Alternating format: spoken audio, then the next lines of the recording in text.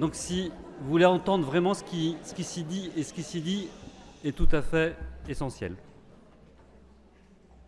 Oui, quand j'ai vu le courrier, quand je l'ai ouvert, j'ai juste dit chouette, ouf, je vais arrêter de végéter, tout seul dans mon coin. Je me suis dit pour la première fois de mon arrêt, si je trouvais un groupe de parole de personnes en arrêt, ce serait quand même vraiment aidant. On a été tous en arrêt pour des raisons parfois très différentes. Qu'est-ce que j'ai fait pour mériter ça?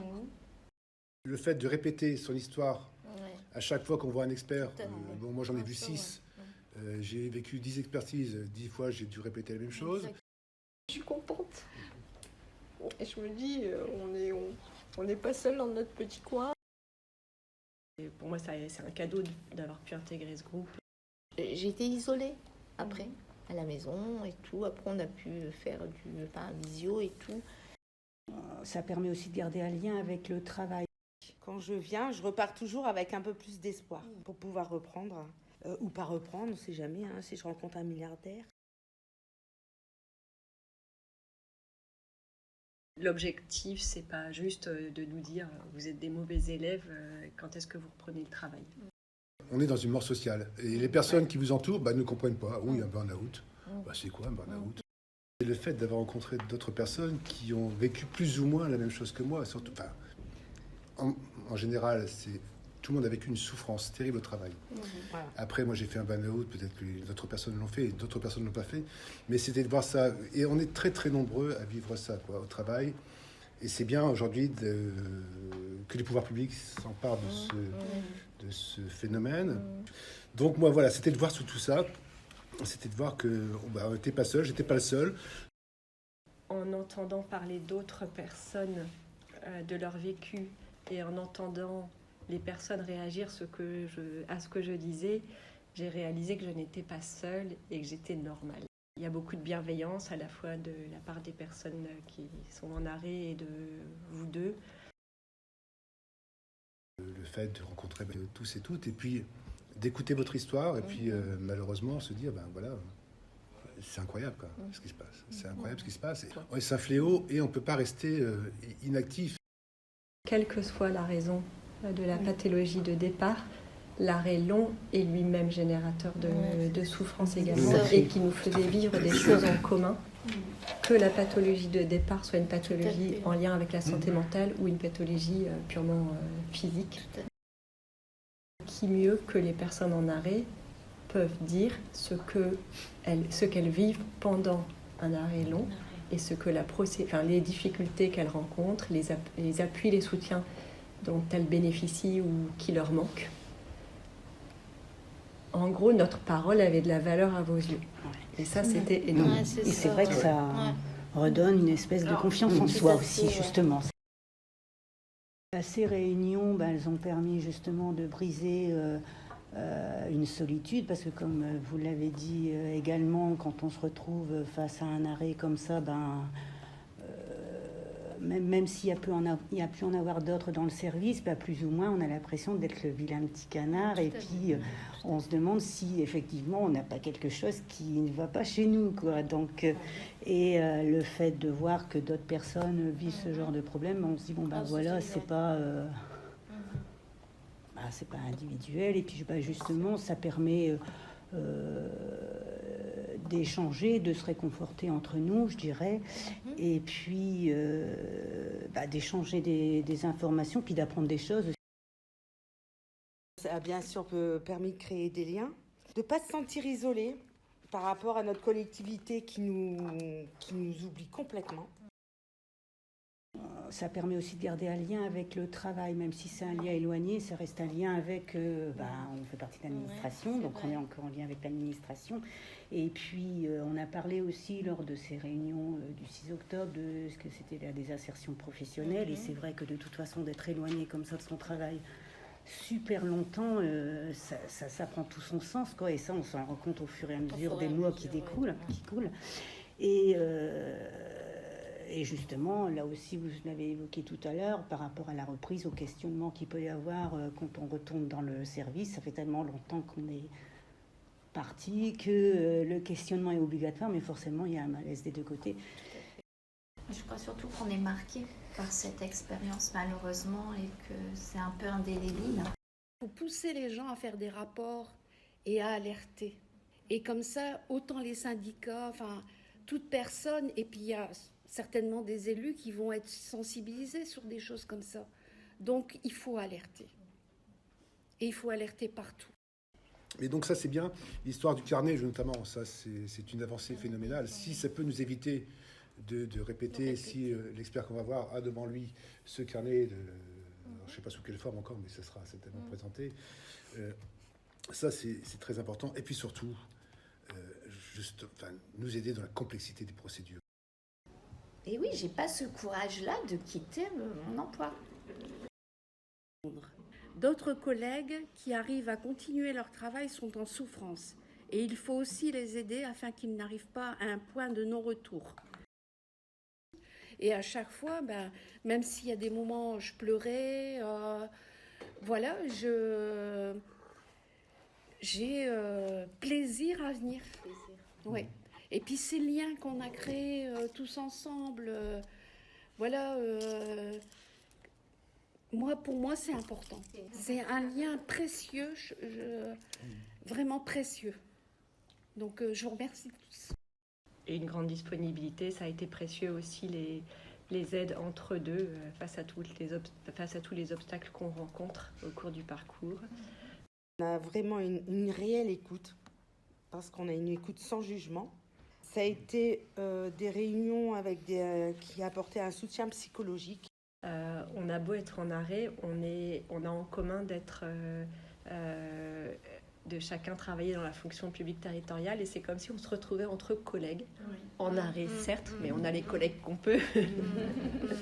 Et du coup, c'est l'impression de se retrouver dans un contexte semi-professionnel un peu. Et puis, on est orienté autour d'un projet. Du coup, ça nous met dans une dynamique, avec le côté frustrant de savoir qu'on ne sera quand même pas forcément ceux qui bénéficieront des fruits du projet, évidemment, mais ça nous met déjà dans cette dynamique-là.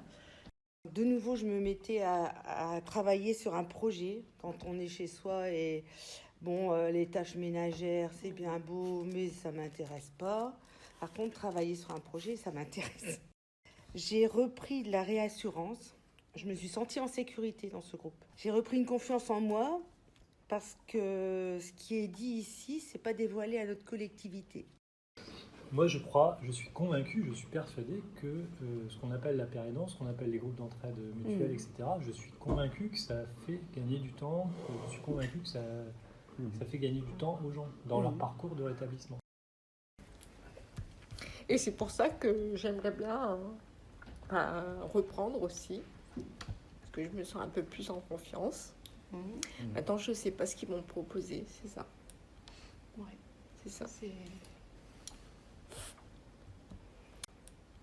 Ouais.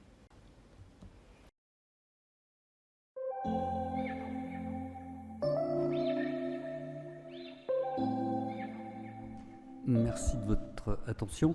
Donc, vous voyez, il y a un mot, le mot précieux qui a été prononcé. Donc, vous avez dit qu'on est dans une table ronde pépite.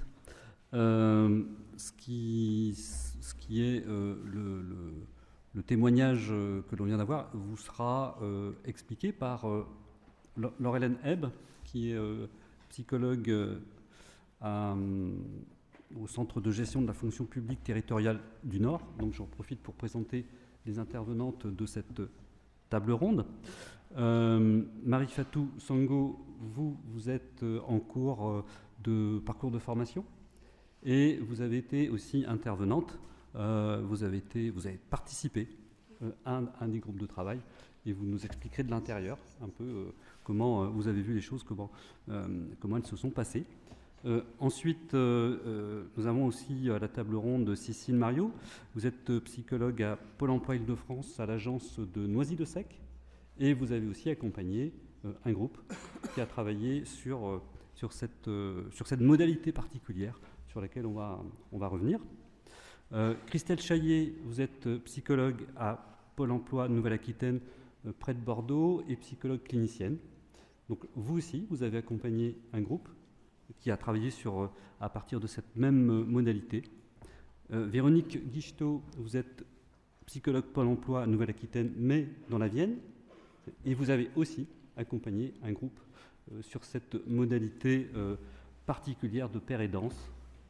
Et puis nous retrouvons Catherine Portsmouth, vous êtes psychologue du travail au CRTD du CNAM. Et puis Anne-Marie Vazer, sociologue, chercheuse au CNAM, au LISE. Et vous avez aussi, chacune d'entre vous, accompagné un groupe de demandeurs d'emploi, d'une part à Cap Emploi et d'autre part avec Solidarité Nouvelle face au chômage. Alors, on va essayer de respecter les horaires parce que vous avez des impératifs. Christelle Chaillet, on commence par vous. Vous allez intervenir toutes les deux, très bien. Alors, est-ce que vous pouvez nous camper un peu le décor de cette modalité particulière qui a permis d'établir des rapports de pair et danse? Et en quoi, comment cette pair et danse s'est installée? Et puis, vous m'avez évoqué tout à l'heure, c'était un petit peu avant, un effet résonance. Alors ça résonne un peu, effectivement, on va peut-être baisser un tout petit peu le son. Un effet résonance. Donc allez-y, vous avez 10 minutes. On va intervenir toutes les deux, je laisse Véronique commencer.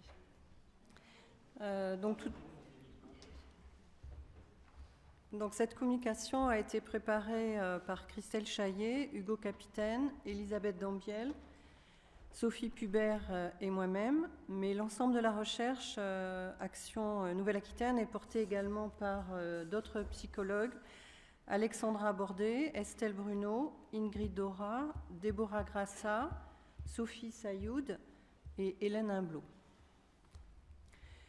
Pour commencer, les bénéfices d'un atelier santé. Dans le cadre de la recherche Action, nous avons animé des petits groupes de demandeurs d'emploi, une fois par mois sur une durée de 6 mois. Ces ateliers ont été présentés aux participants comme un groupe d'échange, sans objectif déterminé autre que de parler de son travail de santé en devenir, ouvrant la possibilité d'exprimer son ressenti dans un environnement bienveillant et confidentiel, garanti par le psychologue du travail. Le groupe apporte une parenthèse, un souffle d'air aux demandeurs d'emploi qui se sentent ainsi pris en considération et accompagnés dans leur singularité. Exprimer son intimité à des personnes que l'on ne connaît pas dans un contexte Pôle emploi ne convient pas à tout le monde. Certains n'osent pas faire le premier pas, d'autres n'en voient pas l'utilité en termes de retour à l'emploi. C'est pourquoi il est important de sécuriser le groupe par un rappel des règles de vie ensemble et une posture des animateurs qui fassent le lien entre les participants. Un participant témoigne: la souplesse autour de l'atelier et de nos échanges était constructive car on n'avait pas forcément un plan défini sur le déroulement des ateliers, mais au final, on le faisait ensemble. Les participants ont dit l'importance pour eux d'avoir pu échanger, de rompre l'isolement, de bénéficier d'une écoute sans jugement, de s'enrichir mutuellement grâce à la diversité des personnalités et des situations, et de pouvoir relativiser sur leur situation personnelle. Au bout de 6 mois, chacun s'est senti mieux à sa façon, sur le plan personnel ou professionnel. Notons par exemple qu'une personne qui n'avait pas travaillé depuis 6 ans a retrouvé un emploi après l'atelier, de même pour une personne ayant travaillé moins de 3 mois sur 2 ans.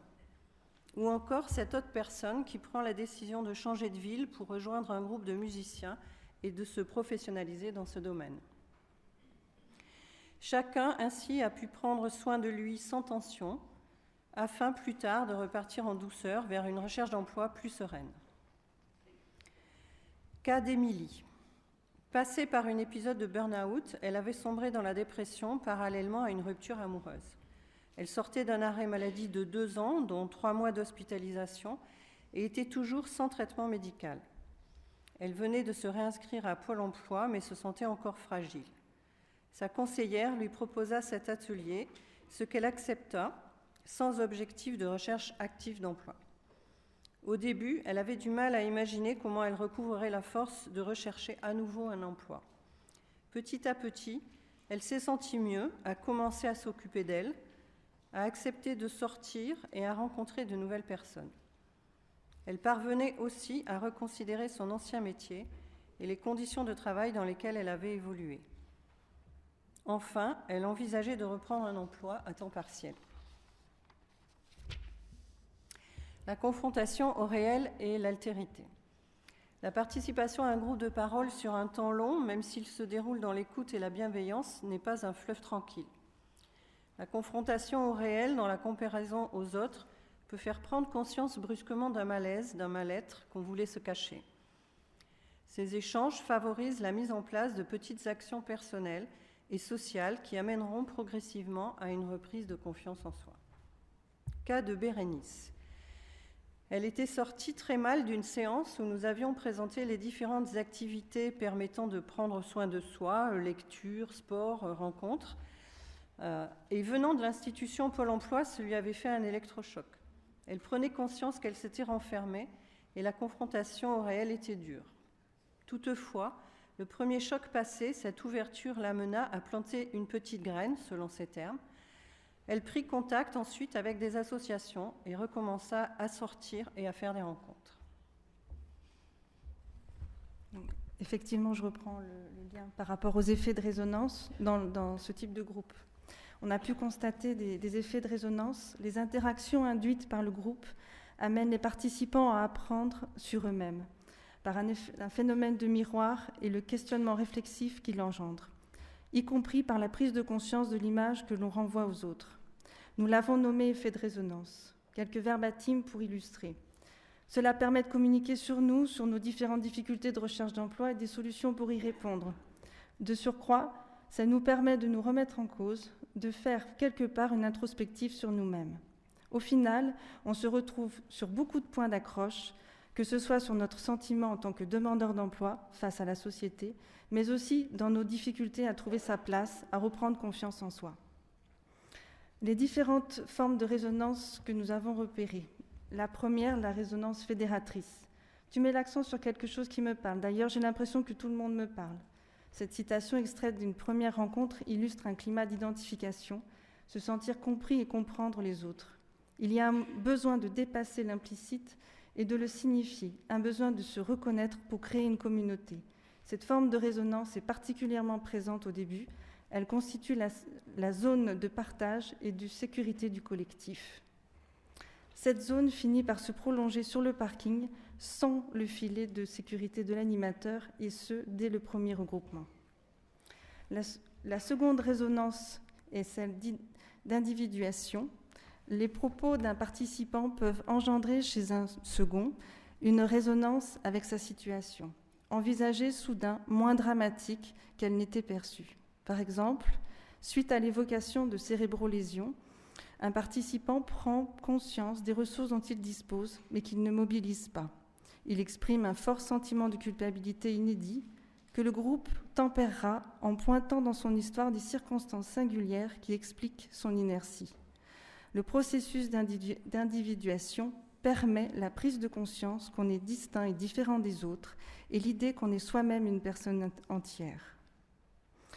La troisième résonance, porteuse d'espoir, d'ouverture, de vie, des citations qui suivent parlent d'elles-mêmes. J'espère que ça va aller, j'ai hâte, que je vais avancer progressivement. J'entends que vous l'avez fait. Voir l'évocation de chacun des participants m'a reboosté et m'a permis d'accéder à de nouveaux projets que je mets tout doucement en place. La complémentarité du groupe de parole et l'entretien individuel. La question des entretiens individuels en complément de l'atelier s'est posée. L'entretien individuel peut initier un mouvement pour participer à un groupe de parole, malgré l'inconnu que constitue cette expérience. C'est la confiance en l'accompagnant, le psychologue du travail, proposant ce travail en groupe qui permet souvent de s'y lancer. Le fait que l'accompagnant soit aussi animateur du groupe est ici décisif. L'entretien a aussi une fonction de régulation au cours de la vie du groupe. Il permet de parler de son ressenti de l'atelier, de déposer parfois la forte charge émotionnelle éprouvée. Il amène aussi à verbaliser la progression du cheminement que l'atelier favorise. Le cas de Loïc, très discret durant les premières séances, Loïc a changé après avoir eu un entretien individuel au sujet d'une offre d'emploi avec la conseillère qui co-animait l'atelier. Il s'est mis à parler plus facilement de lui et de ce qu'il ressentait. En retour, le groupe facilite un détachement de l'entretien individuel et du repère de confiance sécurisant qu'incarne l'accompagnant. La sécurité apportée par le groupe permet de sortir du cocon d'accompagnement que peut constituer la relation individuelle avec le psychologue. Une dynamique d'ouverture à l'extérieur est créée, d'autant plus profitable que le recours à un entretien individuel est toujours possible. En quoi cela a modifié notre pratique professionnelle? En quoi la recherche-action a modifié notre pratique professionnelle? C'est s'autoriser à sortir d'un cadre descendant, c'est donner la parole aux sachants, les demandeurs d'emploi, resitués dans leur propre histoire et travail de santé. C'est en continuité avec nos pratiques professionnelles et techniques d'animation de groupe qui favorisent les échanges, le partage, nourrit le collectif, et c'est faire preuve d'une posture parfois plus psychopédagogue ou proche de l'éducation thérapeutique. Juste un petit lien. Donc c'est faire vivre aussi notre cœur de métier qui est de remettre l'humain au cœur de la machine.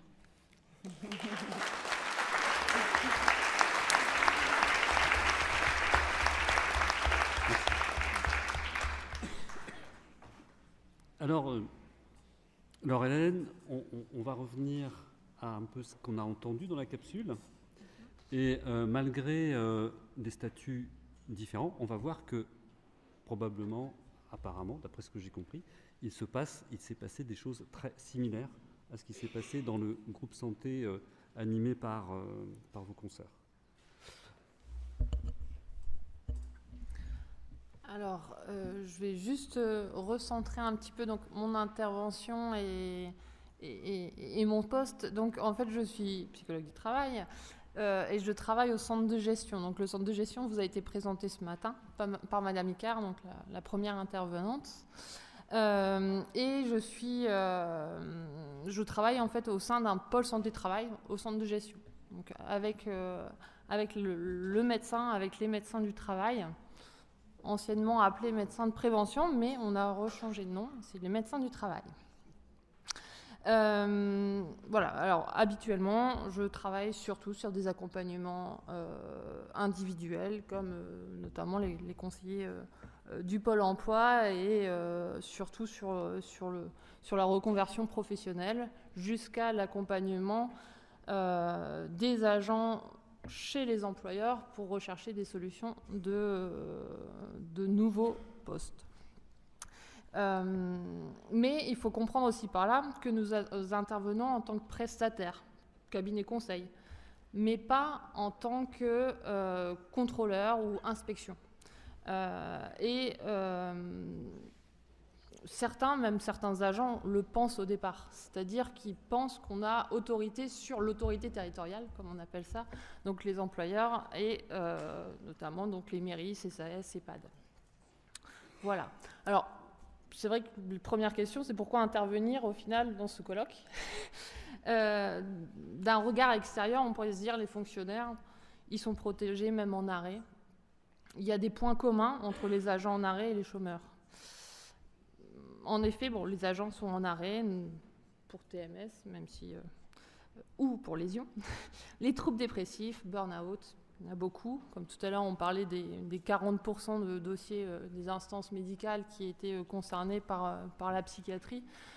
C'est largement sous-estimé, puisque là, ça veut dire que ce sont uniquement les agents qui rencontrent un psychiatre.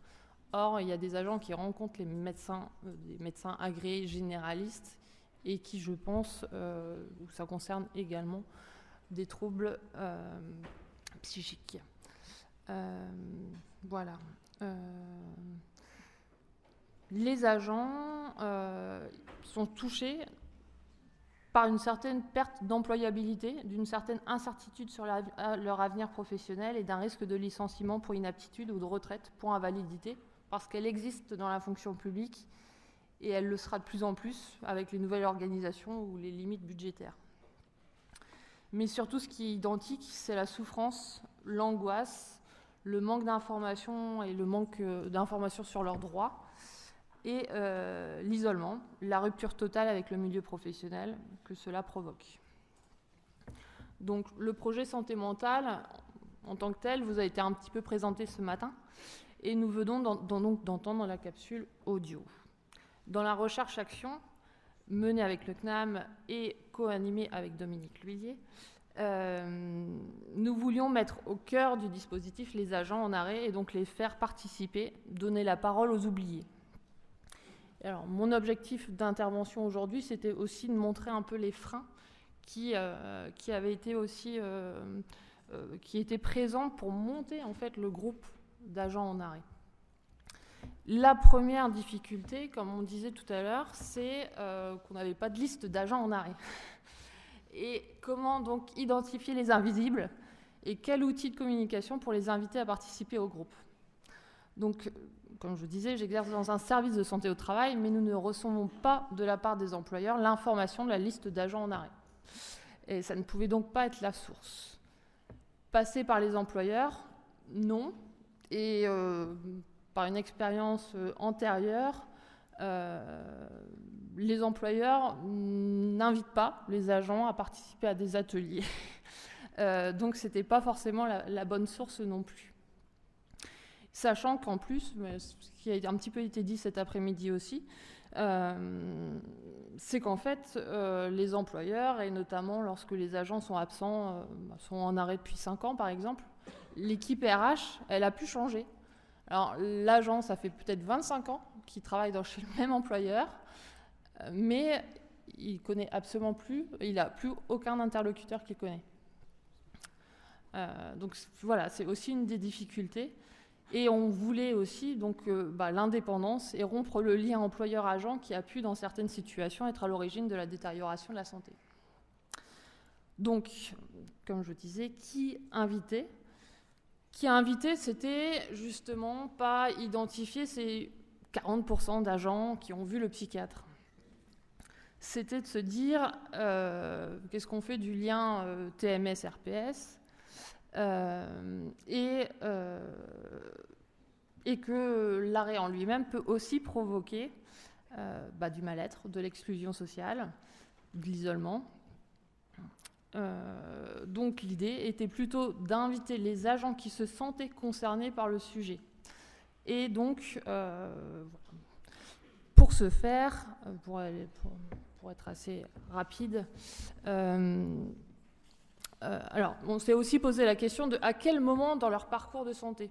C'est-à-dire, est-ce que c'est à nous, en tant que professionnels de santé, d'identifier la durée sur laquelle on va se dire, tiens, on va attendre 6 mois qu'il est en arrêt ou 8 mois qu'il est en arrêt pour les inviter à participer au groupe.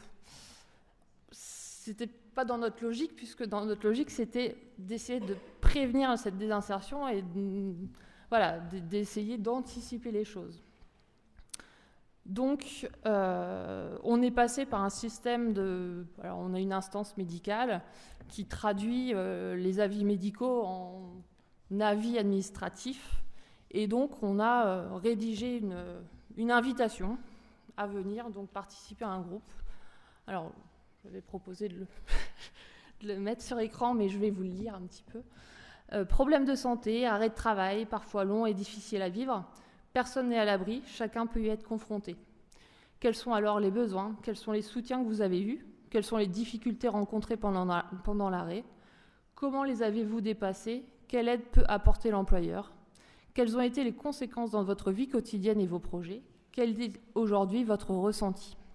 Nous vous proposons de participer à un échange collectif permettant la construction d'un parcours d'accompagnement des personnes, de l'arrêt maladie à la reprise d'activité.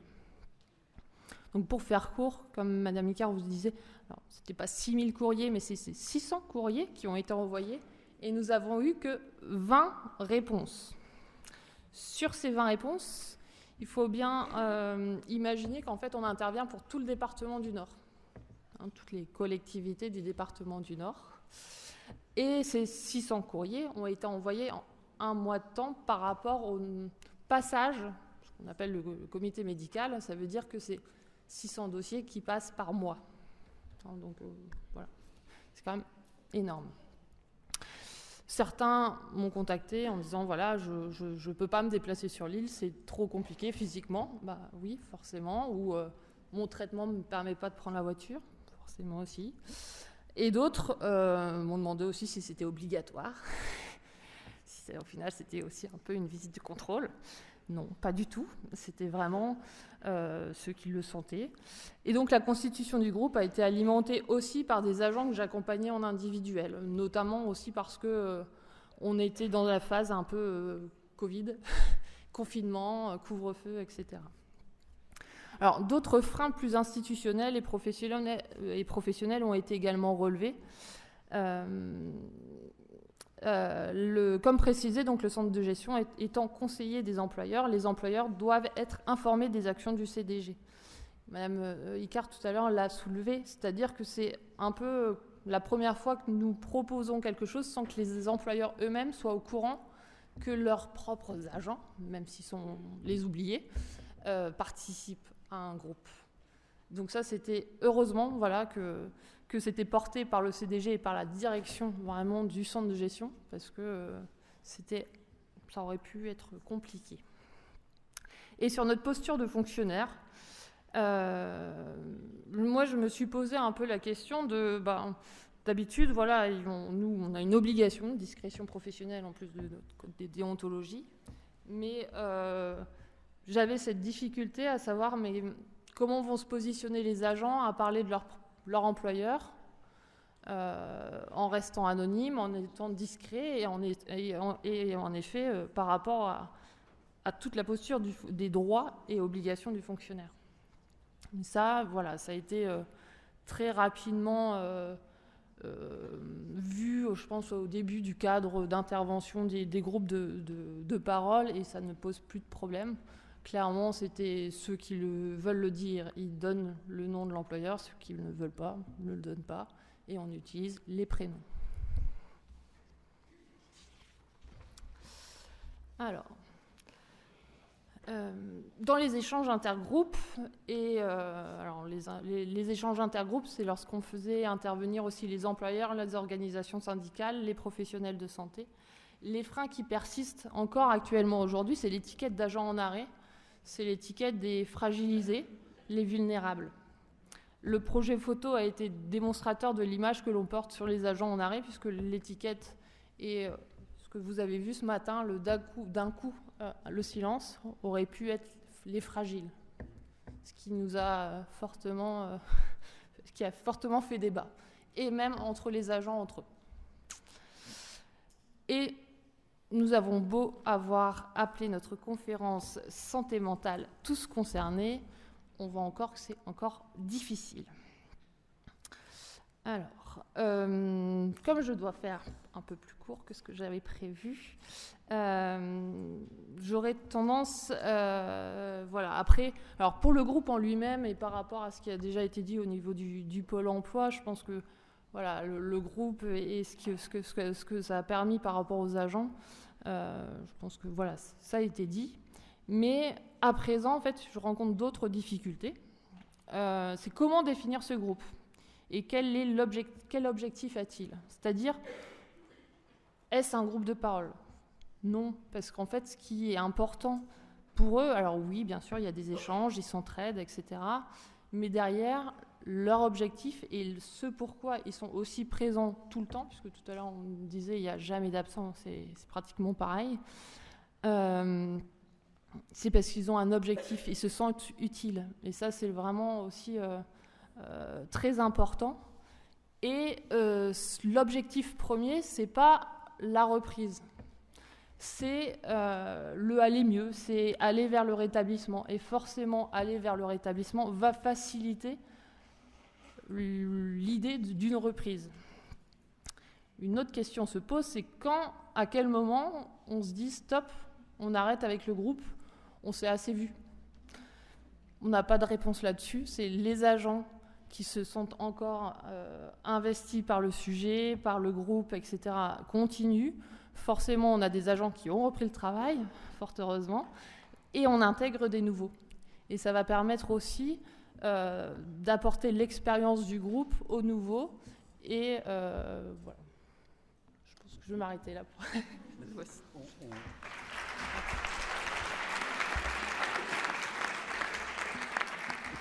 Comme on avait convenu d'aborder 2 ou 3 autres points, s'il n'y a pas trop de questions tout à l'heure, ça permettra de les compléter. On vous redonnera la parole, d'ailleurs, à chacune d'entre vous pour compléter. On a la chance à la table ronde d'avoir Marie Fatou Sango, qui va nous donner à voir de l'intérieur et avec une autre position ce qui s'est passé, mais peut-être d'abord pour vous, mais c'est vous qui avez le choix de vos mots et de votre parole, bien évidemment. Comment que ça s'est passé dans la vie de ce groupe un peu particulier, et peut-être qu'effectivement c'était autre chose qu'un groupe de parole, mais c'est vous qui allez nous le dire.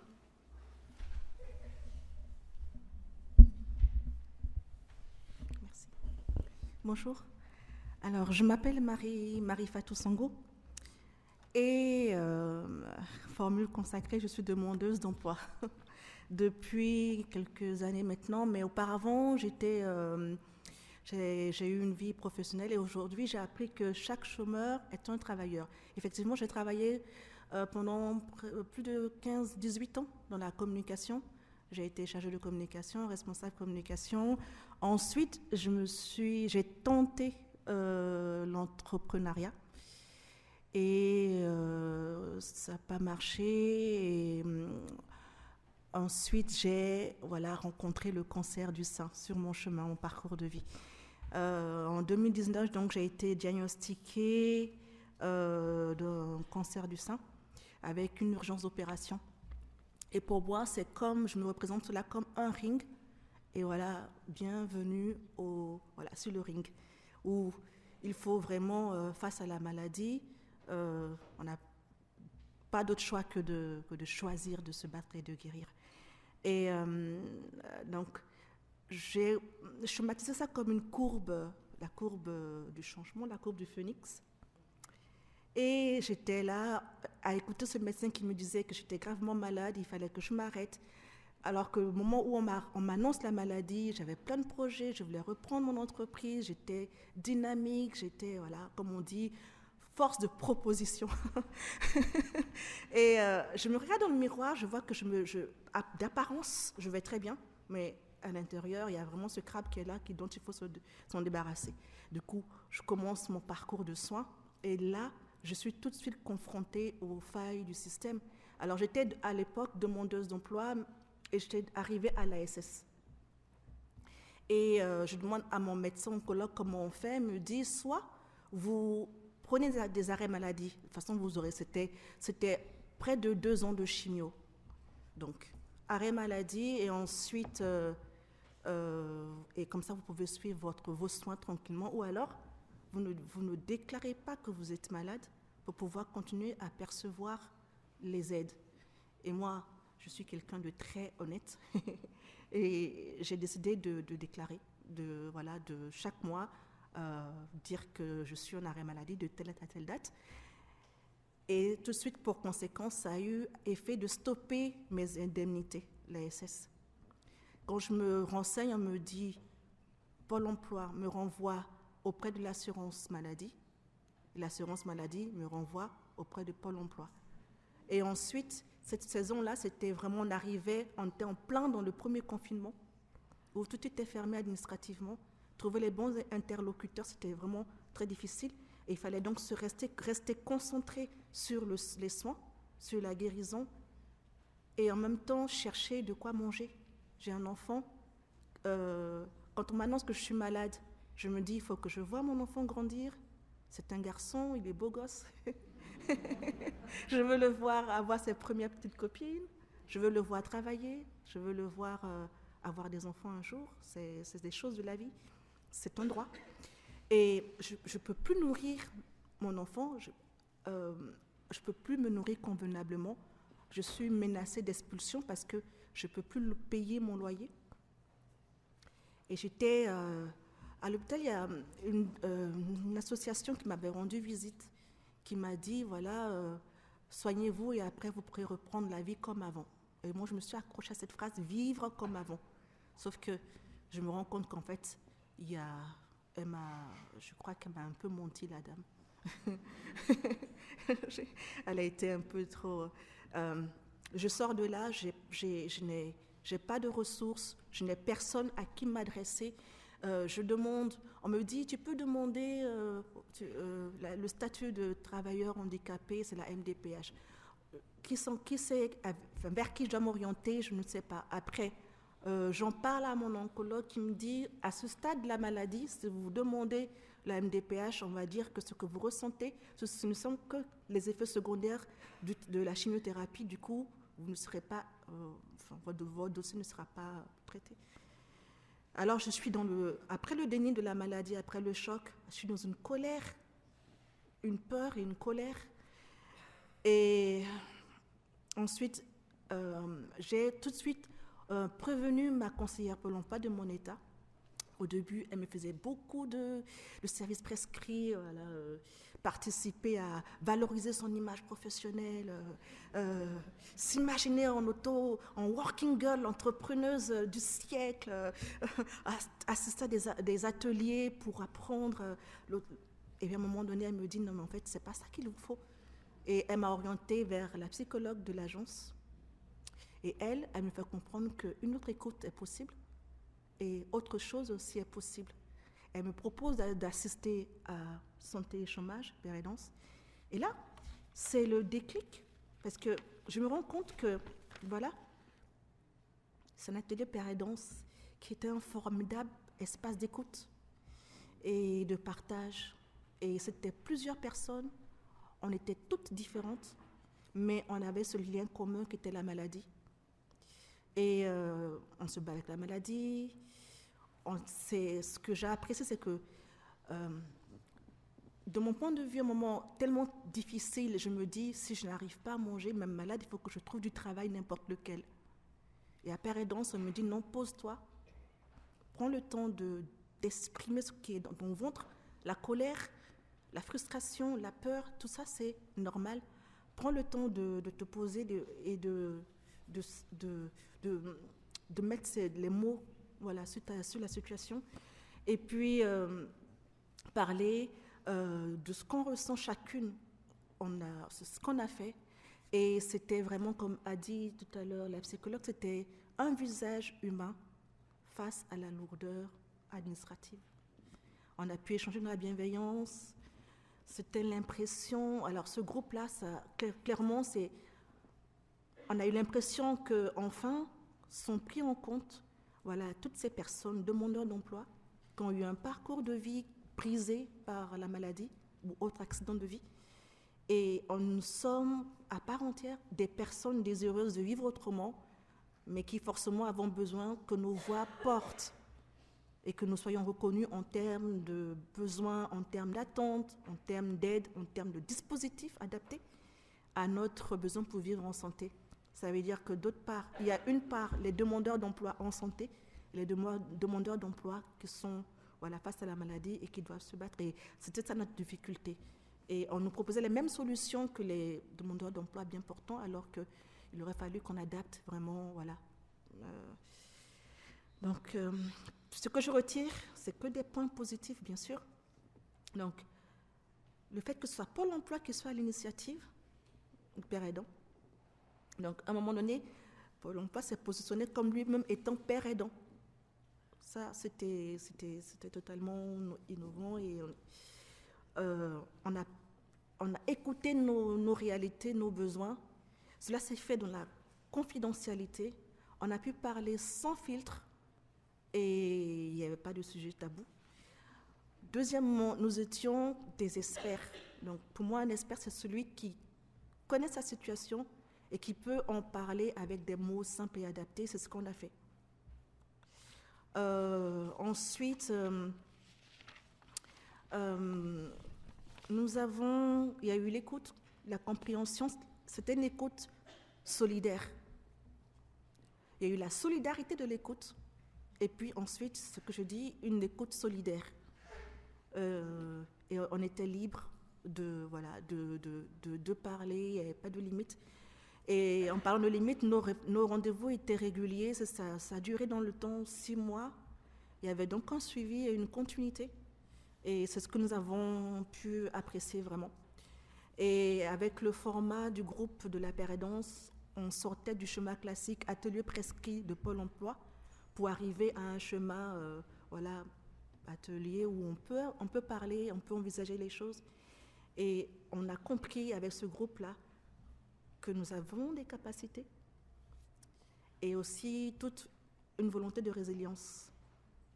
Et moi, je suis dans ma courbe du phénix, là, je suis à la courbe, au niveau de la découverte de mon nouveau moi. J'ai compris, le terme deuil me fait un peu...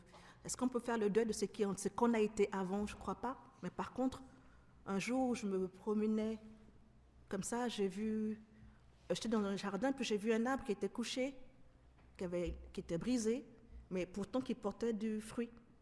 Alors je me suis dit que c'est ça exactement, parce que nous sommes des personnes qui avons été brisées, mais un nouveau fruit peut sortir de nous, qui est totalement plus savoureux qu'une personne qui n'aurait pas rencontré cette parenthèse de vie-là et qui n'aurait rien à offrir à la société. On a quelque chose à apporter et toutes les personnes de Pérédance, de ce groupe-là, brûlent d'envie d'apporter cette chose nouvelle. Voilà.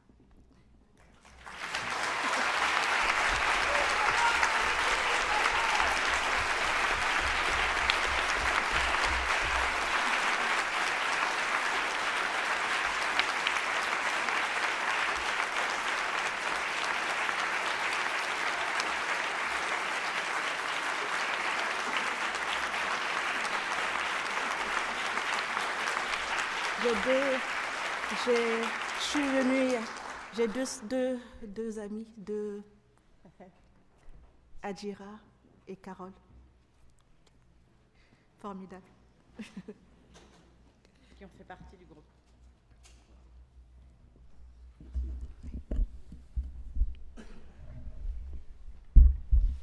Merci Marie. C'est pas facile de reprendre après votre parole.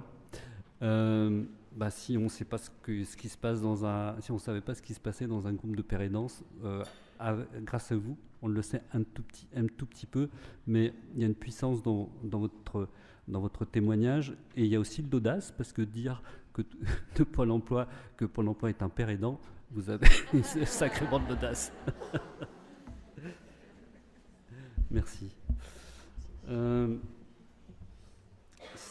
Cécile Mariot, vous avez accompagné aussi ce groupe atelier santé, ce groupe dont on va dire maintenant que c'est un groupe de Pérédance, et vous en tirez aussi des enseignements, me semble-t-il, à la fois vis-à-vis des personnes que vous avez accompagnées, on a vu dans le témoignage de Marie la trajectoire que ce type d'accompagnement et de méthode permet, mais aussi une réflexion sur votre pratique.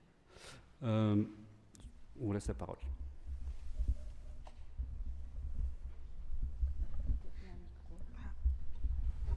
En fait, comme il y a beaucoup de choses qui ont déjà été dites sur ce qui s'est passé à Pôle emploi, j'ai plutôt choisi de questionner les bénéfices et les difficultés de l'installation de tels dispositifs à Pôle emploi. On a vu que tout au long de ces 2 jours que les dispositifs, donc que moi j'appelle groupe de partage d'expérience entre pairs, à propos du travail de santé, c'était vraiment ça le cadre précis, donc porte la réhabilitation des personnes et a fortiori à Pôle emploi, même si on peut penser que voilà, c'est un risque à prendre. En fait, le témoignage de Marie est vraiment très engageant et on avait envie de vous transmettre, parce que j'ai co-animé avec Angélique Munz, en fait, les bénéfices vraiment réels qui sont très puissants en fait, et peut-être les difficultés. Donc les bénéfices, c'est un dispositif simple, peu coûteux pour Pôle emploi, dans lequel les demandeurs d'emploi trouvent donc un réel bénéfice parce que c'est un levier puissant d'avancée dans les parcours et qu'il facilite l'engagement dans un parcours de rétablissement. Ce qui est un petit peu la difficulté qu'on va rencontrer dans les entretiens individuels parfois, cet engagement dans le rétablissement. Par contre, s'engager dans la construction de tels dispositifs suppose et permet de se dégager du clivage. On a beaucoup parlé travail, santé, etc. Ce qu'on a constaté tout au long des trajectoires et dans la réflexion qu'on a pu mener, ce qui a transformé notre façon de voir la question du travail, de la santé et du travail de santé, c'est qu'effectivement, cette recherche-action nous a permis de nous dégager de ce type de clivage. C'est un clivage qui reste bien souvent dans nos représentations mêmes. Donc déjà, commençons à se dire dans ma pratique comment moi-même, en tant que professionnel, je clive ces deux aspects. Dans les organisations de travail, ben ça on le connaît bien, on l'a entendu pendant 2 jours. Et donc dans nos pratiques, ce clivage produit de l'exclusion. Nous nous entendons souvent dire « ça n'est pas de la compétence de Pôle emploi », par exemple. Là, on est bien dans le clivage. La santé est un frein à lever, c'est encore un autre clivage. C'est aussi ce clivage qui peut être perçu comme de la stigmatisation par les personnes, parce que, comme le disait Marie, chômeur et en plus malade. Le système est fait pour les personnes bien portantes, c'est ce que vous nous disiez. Cette recherche-action nous en a fait donc prendre conscience tout au long des entretiens individuels.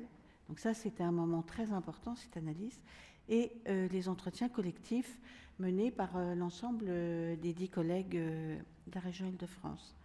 Je vais rajouter une petite chose, je vous ai dit que je rajoutais quelque chose. Ce clivage a une conséquence majeure sur le non-accès au droit. Ce qui nous a frappé, c'est l'accès extrêmement tardif au droit, dont le syndicaliste de la CGT a parlé tout à l'heure, qui est absolument gravissime. C'est une réalité, c'est une catastrophe. Donc non-accès au droit en externalisant les accompagnements et en se renvoyant d'institution à institution les situations les plus complexes, ce qui est arrivé à Marie. Et finalement, cela amène les personnes à vivre dans une survie économique largement en dessous des seuils de pauvreté, et ce qui n'est absolument pas digne. Franchement, les situations qu'on a découvertes au fur et à mesure des entretiens sont des situations de précarité. On ne vit pas malade avec 500 €, c'est pas possible. Et les expulsions de logements sont récurrents pour les chômeurs malades quand même, hein. C'est une réalité à souligner. Ma question que je vous adressais, c'était aussi le constat de la difficulté de la pluridisciplinarité. On ne peut absolument pas accompagner ces situations complexes seuls. Nous sommes, d'autre part, tous et toutes convaincus que donner la parole aux personnes est un acte professionnel essentiel. La proposition des groupes de pairs aidants suppose d'être en accord avec les postulats suivants, qu'il est important de redonner la parole aux personnes en collectif. C'était le point très fort, en leur permettant d'échanger entre eux sur leurs propres expériences et leur propre travail de santé.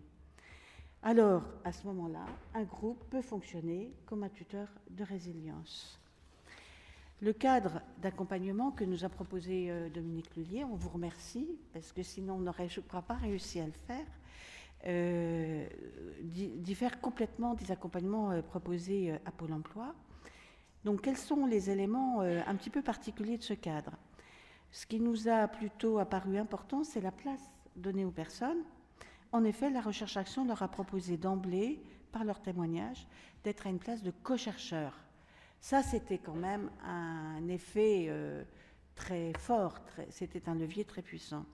La problématique commune les a mis à une place de pair. La dynamique de groupe leur a permis de se saisir d'une place d'aidant, et c'est pour ça qu'on dit pair aidant, c'est cette place-là qui est aussi source de réhabilitation. Et le partage d'expériences les a autorisés à occuper la place d'experts de leurs propres expériences, comme vous l'avez souligné. Hein, ça, c'était aussi un élément nouveau, parce que ce sont des places auxquelles les personnes sont rarement invitées, en tant que demandeurs d'emploi, et de surcroît malades. Je ne vais pas revenir sur les modalités d'animation, la dynamique de groupe. Peut-être que je vais reprendre rapidement quelle était un petit peu l'orientation des échanges. C'est que chercher ce qui fait du bien et non pas chercher d'emblée du travail peut être beaucoup plus efficace que de chercher du travail. Et ce temps de groupe a permis aux personnes de prendre conscience que prendre soin de soi, ça n'est pas rien faire, comme on le reproche aux demandeurs d'emploi. Alors finalement, le point un petit peu particulier du changement dans nos pratiques, c'est la complémentarité groupe et entretien individuel. L'intérêt principal des groupes réside dans l'appui et la complémentarité avec les accompagnements individuels, parce que ça allège le travail individuel de façon très importante grâce au processus mobilisé dans le groupe. Donc on en a identifié 3: processus de subjectivation, socialisation des expériences et construction d'une temporalité. Les processus de subjectivation, ceux dont on parle, c'est ceux qui sont à l'œuvre dans les groupes de pairs par les identifications et les différenciations avec les autres, qui amènent à prendre conscience de sa propre place. Une des participantes nous disait, c'est à force d'entendre les uns et les autres, c'est ça qui s'est passé, c'est là que je prends conscience de ma propre expérience. Alors que dans l'entretien individuel, la relation est asymétrique. La personne ne peut pas s'identifier au professionnel qu'elle rencontre. La socialisation des expériences, notamment d'expériences non partageables avec les proches, avec les professionnels, non comprises, ça c'est ou celles qui sont difficiles à nommer, même dans l'individuel, et qui, grâce aux séances de groupe, vont se nommer pas à pas au cours des échanges.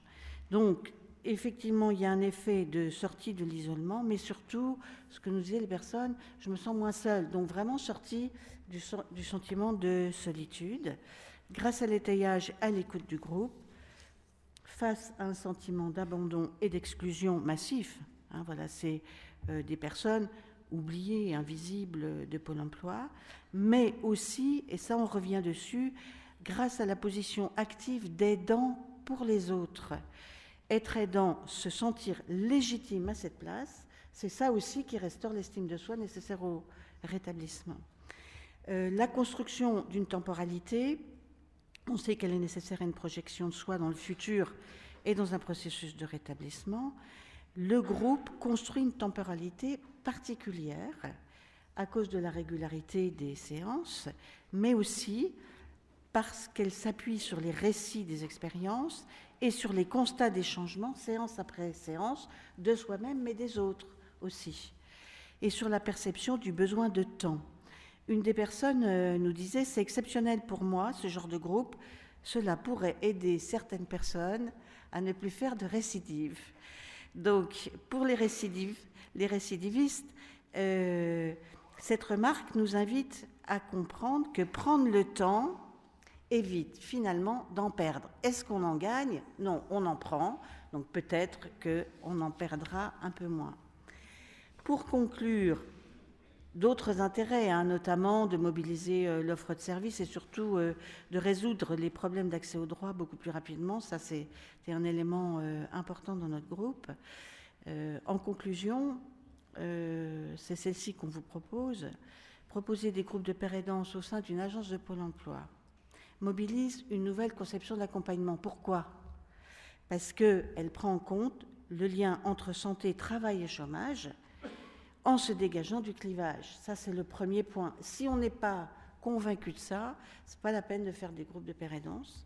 Et parce qu'elle met au centre du parcours de rétablissement l'expertise et les savoirs d'expérience des personnes.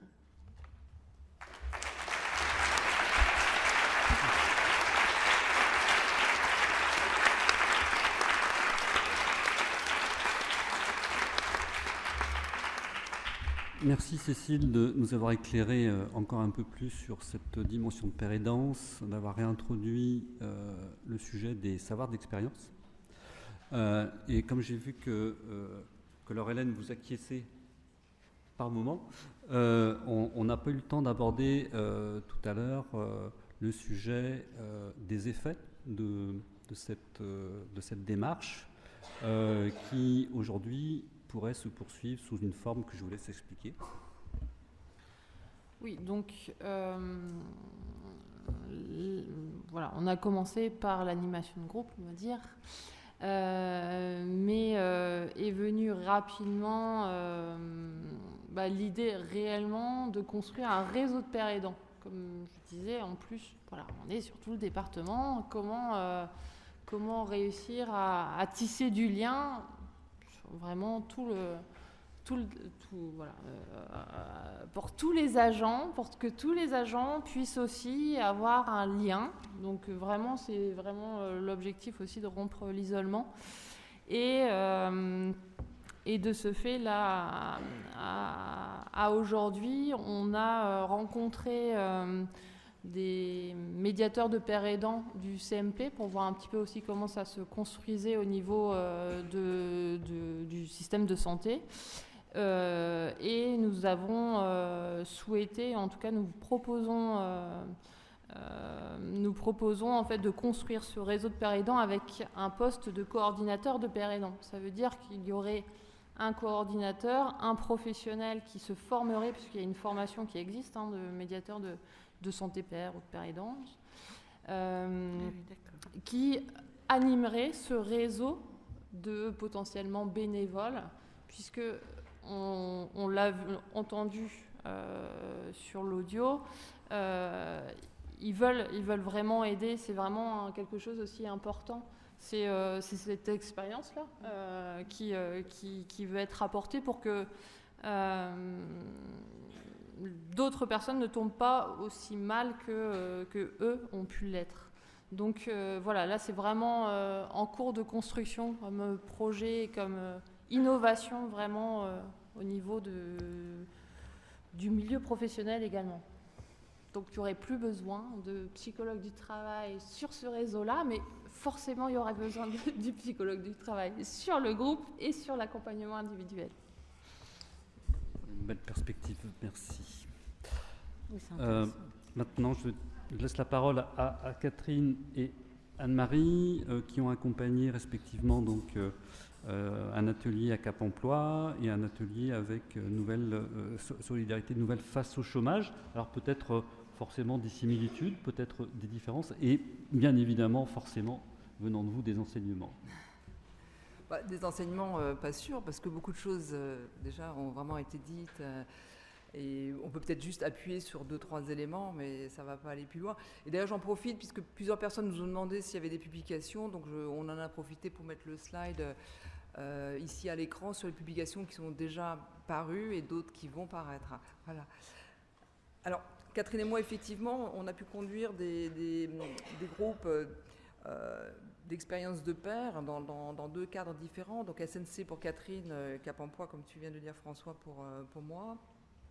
Ce sont 2 mots sur en fait, le dispositif, des groupes qui ont réuni, de volontaires qui ont réuni une dizaine de personnes qui se sont engagés à venir régulièrement.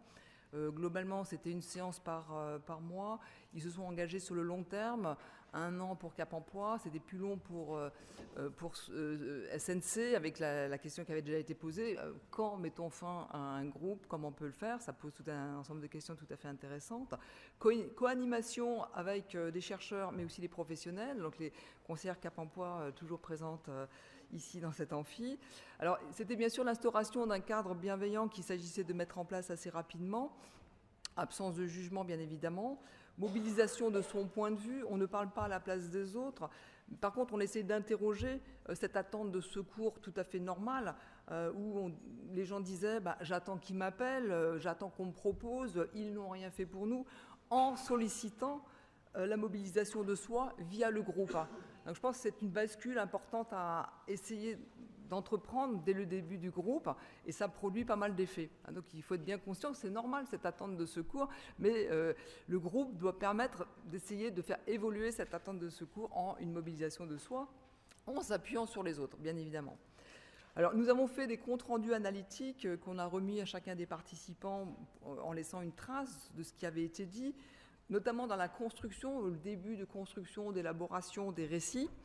Et donc du coup, ces traces leur ont permis, donc d'abord ont permis de points de discussion, parce qu'en fait on ne s'était pas toujours bien compris, donc de voir voilà, comment on peut reprendre les choses, et l'écrit ayant fonctionné comme une caisse de résonance pour certaines personnes et qui ont permis même de débloquer un certain nombre de situations.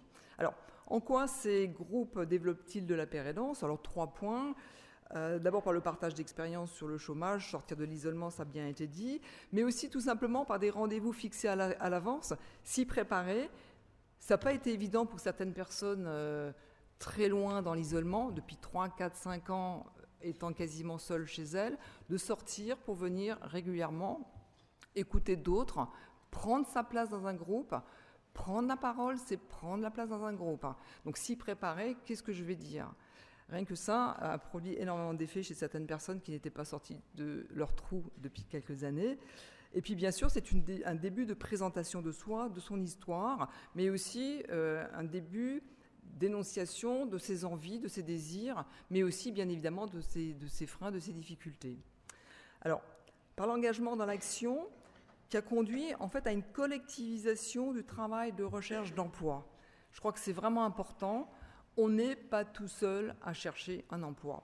C'est collectivisé par le groupe. Et toi, qu'est-ce que tu as fait ? Et toi, qu'est-ce que tu as fait ? Et donc, il y avait une interrogation sur ce qu'ont pu faire, ce qu'on n'a pas pu faire certains. Je vais vous donner l'exemple de Louis, 46 ans, AVC avec séquelles. Il est bloqué pendant 3 ans par la peur d'un nouvel emploi qui pourrait lui procurer éventuellement une nouvelle attaque cérébrale. Il en avait la peur bleue. Angélique, sa conseillère Capopois en haut, pourra en témoigner. Et en fait, il sera tout simplement poussé par sa fille qui aura occupé un emploi d'été de hôtesse de caisse, qui lui dira « Papa, tu peux essayer de faire ça ». Du coup, il saisit Angélique pour lui demander une immersion. Angélique bagarre un peu pour trouver une entreprise suffisamment bienveillante qui puisse accepter que Louis fasse une immersion d'hôte de caisse dans un magasin de bricolage, parce qu'il avait tout de même certaines lenteurs, il avait surtout beaucoup d'appréhension, puis il n'avait pas travaillé depuis au moins 3 ans. En fait, ce sera une vraie réussite. Donc, grâce à Angélique, merci. L'entreprise était vraiment conciliante et a vraiment beaucoup aidé Louis à prendre en place comme hôte de caisse alors qu'il n'avait jamais manipulé un ordinateur. Il va faire des récits dans le groupe tout à fait émouvants, un peu comme ceux de Marie. Il va dire « Mais quel plaisir de se lever le matin et de savoir que je vais aller au travail ». Donc il communique cet enthousiasme, il va communiquer aussi l'enthousiasme d'avoir été bien accueilli dans le magasin. Donc il y a des entreprises bienveillantes, ça existe. Il en a fait la preuve, il a ramené tout ça dans le groupe. Être bien accueilli, bonne ambiance, mise en confiance, réussite de tâches avec de nouveaux apprentissages, alors qu'il pensait qu'il n'y arriverait plus jamais. Donc il a réussi au bout d'une semaine à peu près apprivoiser le logiciel de caisse, pas complètement, mais il est confiant pour l'avenir. Du coup, il revient chez lui et postule sur l'ensemble des enseignes autour de chez lui. Il communique donc cet enthousiasme à Marie, 44 ans, et à Jean, 58 ans. Eux aussi vont emboîter le pas et demander une immersion comme hôte et hôtesse de caisse. Et les prochains ateliers vont exclusivement porter sur les trucs et astuces pour essayer d'apprivoiser le logiciel de caisse. Bon, et comment t'as fait ? Et alors, quand tu fermes la caisse, ça se passe comment ? Et alors, si tu fais des erreurs de caisse, comment on fait ? Alors, je dois avouer que je n'ai jamais été hôtesse de caisse et que c'était donc des savoirs qui me dépassaient totalement. Donc, j'ai appris beaucoup. Si un jour, effectivement, je devais faire hôtesse de caisse, j'ai quelques trucs pour le faire. Et donc, ils ont pris en charge l'animation du groupe. Et en fait, les groupes ont duré 2 heures au-delà du temps imparti, tellement qu'il y avait de questions. Donc, ils se sont mis en relation pour continuer à échanger sur comment ça allait pouvoir bien se passer. Pour finir là-dessus, le groupe aussi a servi à Louis de point d'appui pour construire un récit qu'il allait pouvoir adresser à ses collègues dans la nouvelle entreprise, qui allait être peut-être aussi bienveillante que l'autre, mais pas sûr, sur qu'est-ce qu'il allait dire de sa lenteur.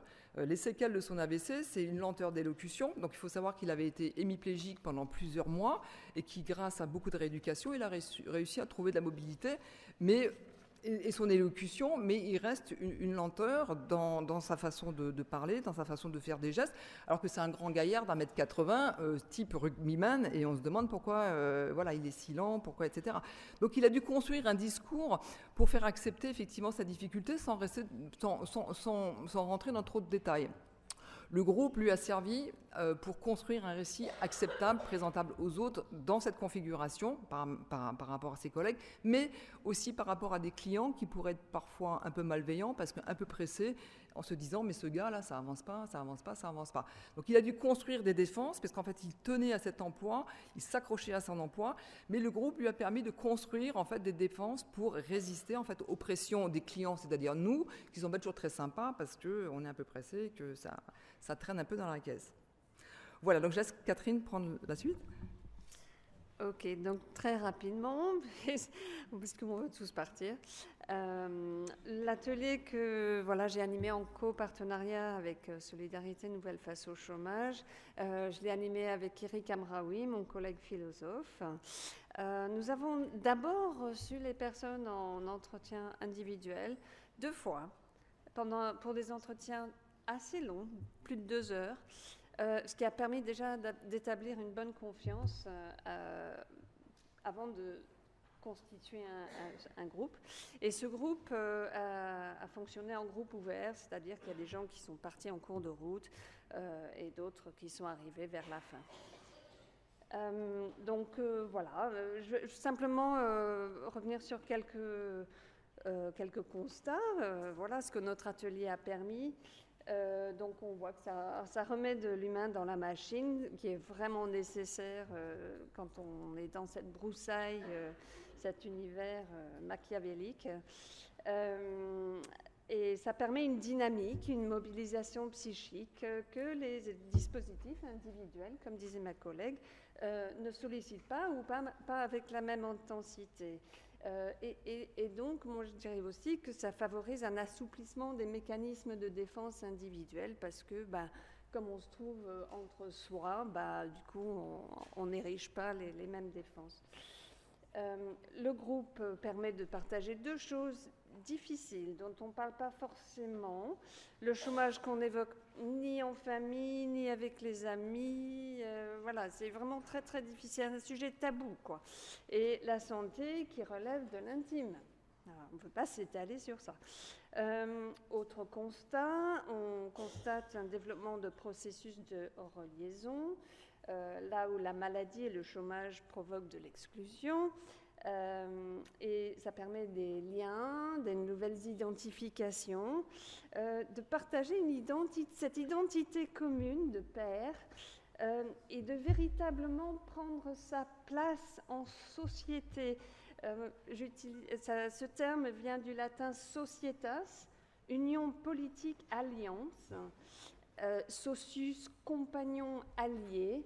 Et là, ça me fait penser à ce que disait notre collègue cégétiste. Il y a une solidarité de l'écoute. Et il y a ce sentiment d'appartenir à quelque chose, d'avoir une utilité pour les autres. Voilà, vraiment d'être là où on a besoin d'être. Donc, notre atelier a offert un soutien qui s'est déployé sur la durée. Et ça a été souligné comme étant très important parce qu'il y a beaucoup de dispositifs qui durent, voilà, Pôle emploi, le PEC ou le PES ou je ne sais pas quoi, ça dure 6 mois, mais pas plus longtemps. Donc nous, on a eu 2 ans, c'était déjà bien pour reconstruire très progressivement l'estime de soi, la confiance et de se restabiliser dans quelque chose de régulier. Il y a des personnes qui sont venues quasiment, voilà, tout le temps. Voilà, donc le groupe a permis de faire un travail de santé, de mettre en commun les ressources individuelles. Qu'est-ce que je fais pour aller mieux ? Voilà, qu'est-ce que j'ai tenté qui fonctionne ? Marcher, voilà, méditation, théâtre, ateliers divers, chez l'APEC ou ailleurs. Faire des choses, comme dit Marie, qui maintiennent dans la vie et pas seulement en vie. Donc cette notion de plaisir qui est importante dans le travail et qu'on retrouve dans ces activités de travail de santé. On partage des astuces pour maintenir la motivation, lutter contre la procrastination qui abrutit, tenir un carnet, se faire soutenir par un ami, s'accorder des pauses, faire quelque chose plus tôt le matin, alterner des moments actifs, passifs, écouter des conférences, se fixer des petits objectifs. Enfin voilà, tout un tas d'astuces. C'est vraiment des experts. Et puis on s'échange aussi des informations sur les dispositifs d'accompagnement qu'on n'a pas encore testés, de FAS, de Pôle emploi, des prestataires. Et on se donne des idées pour la recherche d'emploi. Donc Frédéric a dit apprécier les groupes pour trouver des solutions mutuelles. Tout est dit. Donc, pour terminer, notre atelier a favorisé le déploiement des capacités réflexives. Il permet de réévaluer des conflits non résolus, révélés ou initiés par la vie avec la maladie, de s'interroger, comme dit Karine, qu'est-ce que c'est le travail qui me convient ? Ça permet de s'interroger sur comment partager la maladie avec d'autres, sur parler ou pas de son burn-out, par exemple, considéré par Marie comme à double tranchant, hyper stigmatisant. Faut-il retourner en entreprise et, comme dit Bernard, s'asseoir sur ses valeurs ou créer sa propre entreprise, comme dit Karine, son écosystème, et se faire son propre environnement. Donc c'est vraiment une écologie du travail qu'on cherche. Donc le groupe assure cette fonction de régulation, de recherche de nouvelles normes de vie. J'adore l'expression de Marie, là, qu'on est sur la courbe du phénix. Donc voilà, ils sont tous là à la recherche du nouveau moi. Et c'est ça que permet ces groupes. Merci.